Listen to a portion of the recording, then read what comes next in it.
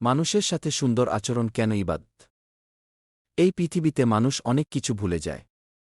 কিন্তু আপনি তার সাথে কেমন আচরণ করেছিলেন, সেটা মানুষ আজীবন মনে রাখে। মানুষের সাথে সুন্দর ব্যবহার করা শুধু ভদ্রতা নয়, এটা এক ধরনের ইবাদত। কারণ ইসলাম শুধু নামাজ আর রোজার কথা বলে না। ইসলাম মানুষের আচরণ ও চরিত্রকেও সুন্দর করতে শেখায়। আমাদের প্রিয় নবী হযরত মুহাম্মদ সাল্লাল্লাহু আলাইহি ওয়াসাল্লাম বলেছেন, তোমাদের মধ্যে সেই ব্যক্তি উত্তম, যার চরিত্র সবচেয়ে সুন্দর। এই কথাটি আমাদের শেখায়, ভালো মানুষ সে নয় যে শুধু কথা সুন্দর করে। ভালো মানুষ সে, যার ব্যবহার মানুষকে শান্তি দেয়।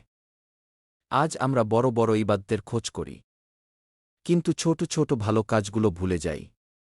অথচ কাউকে কষ্ট না দেওয়া, কারো দুঃখে পাশে দাঁড়ানো, কারো সাথে সম্মান দিয়ে কথা বলা, এসব কাজও আল্লাহর কাছে খুব প্রিয়। একটি কথা মনে রাখবেন, আপনি কাউকে কি দিলেন তা মানুষ ভুলে যেতে পারে, কিন্তু আপনি তাকে কেমন অনুভব করালেন তা সে কখনো ভুলবে না। যেদিন আমরা আল্লাহর সামনে দাঁড়াব, সেদিন শুধু আমাদের নামাজ আর রোজাই নয়, আমাদের ব্যবহারও সাক্ষী দেবে।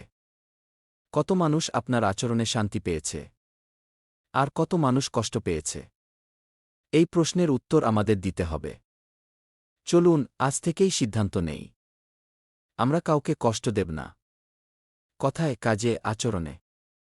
কারণ সুন্দর ব্যবহার এমন এক দান, যা গরিবও দিতে পারে, কিন্তু এর সওয়াব আখিরাতে অনেক বড়। আল্লাহ আমাদের সবাইকে সুন্দর চরিত্রের মানুষ হওয়ার তৌফিক দিন। আমিন। ভালো লাগলে শান্তির বার্তাকে অনুসরণ করুন নিয়মিত এমন ভিডিও পেতে।